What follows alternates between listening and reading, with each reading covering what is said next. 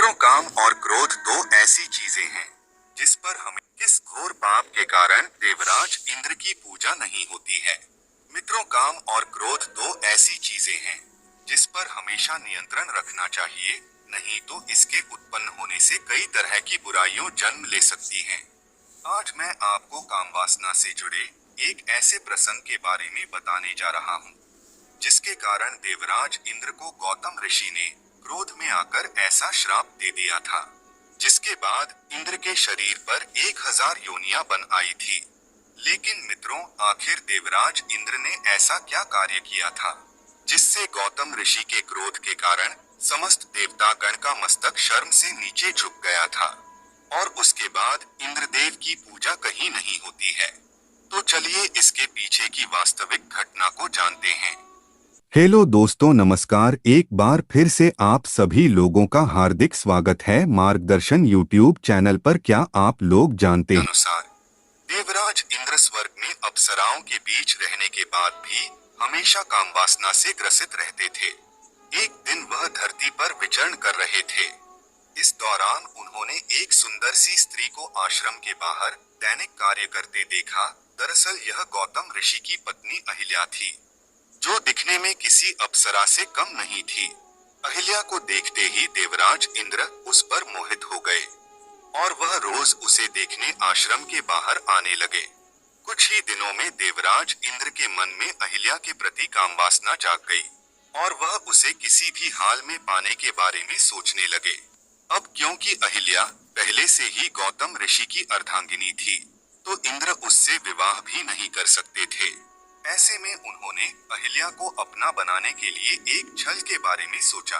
उन्होंने सुबह गौतम ऋषि का रूप धारण कर अहिल्या के साथ काम क्रीड़ा करने की योजना बनाई, क्योंकि सूर्योदय होने से पहले ही गौतम ऋषि नदी में स्नान करने के लिए जाया करते थे और करीब 2 से 3 घंटे के बाद आश्रम लौटते थे। अपनी योजना को पूरा करने के लिए इंद्र आधी रात से ही कुटिया के बाहर छुपकर ऋषि के जाने की प्रतीक्षा करने लगे थे। इस दौरान इंद्र की कामेच्छा उन पर इतनी हावी हो गई कि उन्हें एक और योजना सूझी। उन्होंने अपनी माया से ऐसा वातावरण बना दिया जिसे देखकर ऐसा प्रतीत हुआ कि सुबह हो गई है। यह देखकर गौतम ऋषि कुटिया से बाहर चले गए। गौतम ऋषि के जाने के कुछ समय बाद इंद्र ने गौतम ऋषि का वेश धारण किया और कुटिया में प्रवेश किया।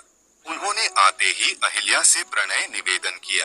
अपने पति द्वारा इस तरह विचित्र व्यवहार को देखकर पहले तो अहिल्या को शंका हुई, लेकिन इंद्र के छल कपट और मीठी बातों को सुनकर अहिल्या भी अपने पति के स्नेह में सब कुछ भूल बैठी। उधर नदी के पास जाने पर गौतम ऋषि ने आसपास का वातावरण देखा, जिससे उन्हें अनुभव हुआ कि अभी सुबह नहीं हुई है। गौतम ऋषि को यह समझने में ज्यादा समय नहीं लगा कि कुछ अनहोनी होने वाली है। इस भय से वह जल्दी से आश्रम पहुंच गए, जहां उन्होंने अपने भेष में किसी और पुरुष को अहिल्या के साथ प्रतिक्रिया करते देखा। यह देखते ही गौतम ऋषि क्रोध से व्याकुल हो उठे। वहीं दूसरी ओर उनकी पत्नी ने जब अपने पति को अपने सामने खड़ा पाया, तो उन्हें सारी बात समझ में आ गई। अनजाने में किए गए अपराध को सोचकर उनका चेहरा पीला पड़ गया और इंद्र भी भयभीत हो गए। क्रोध से भरकर गौतम ऋषि ने इंद्र से कहा, मूर्ख, तूने मेरी पत्नी का स्त्रीत्व भंग किया है।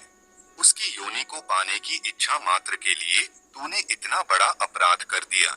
यदि तुझे स्त्री योनि को पाने की इतने ही लालसा है तो मैं तुझे श्राप देता हूँ। अभी इसी समय तेरे पूरे शरीर पर 1000 योनियां उत्पन्न हो जाएं, ताकि स्त्री की योनि पाने के लिए तुझे किसी और स्त्री का सहारा न लेना पड़े। इसी के साथ अहिल्या से अनजाने में हुई इस भूल के लिए गौतम ऋषि ने उसे पत्थर बन जाने का श्राप दे दिया। कुछ ही पलों श्राप का प्रभाव इंद्र के शरीर पर दिखने लगा और उनके पूरे शरीर पर स्त्री योनियां निकल आईं। यह देखकर इंद्र शर्मिंदगी महसूस करने लगे। उन्होंने हाथ जोड़कर गौतम ऋषि से श्राप मुक्ति की प्रार्थना करने लगे। ऋषि को लगा कि यह श्राप कुछ ज्यादा ही कठिन है, इसलिए ऋषि ने इंद्र पर दया करते हुए 1000 योनियों को 1000 आंखों में बदल दिया। इसलिए मित्रों, आपने कई चित्रों में इंद्र के शरीर पर आंखें निकली हुई नजर आती हैं, जो गौतम ऋषि के श्राप का ही परिणाम है। मित्रों, आप सबको यह बता दूं, इंद्र के इस कारनामे से पूरे देवता गण अपमानित हो गए थे और इंद्र द्वारा किए गए ऐसे कई काम हैं जिसके बाद से उन्हें स्वर्ग और देवताओं का राजा तो माना गया, लेकिन उनकी एक भगवान के तौर पर पूजा नहीं की जाती है। तो मित्रों, फिलहाल आज के वीडियो में बस इतना ही। अब हमें इजाजत दे और वीडियो को अंत तक देखने के लिए आपका बहुत बहुत धन्यवाद।